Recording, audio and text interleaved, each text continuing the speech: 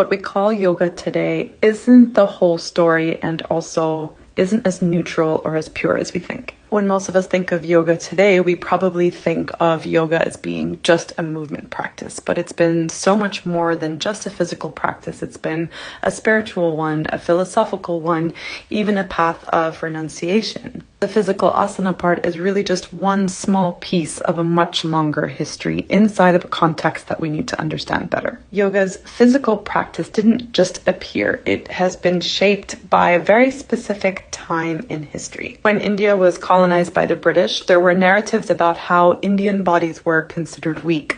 And that actually gave rise to this focus on physical culture, on movement, on discipline, on strength. And so yoga began to shift as a response to that. At the same time, it's also important to name that yoga wasn't available and accessible to everybody. It was mainly practiced by men, and specifically upper caste men. And so in that sense, yoga's already a blend. It's already transformed and transitioned from what it originally was. Not to mention that it was highly influenced by Swedish gymnastic culture. Because of that, the way that we practice and teach today have also been shaped by some of those influences. Things like performance, productivity, aesthetics, even perfectionism being somewhat woven into all of this without us even realizing it. So when we talk about decolonizing yoga, and I know that's a big word, it's really just about becoming aware of what we might have inherited and what we take on as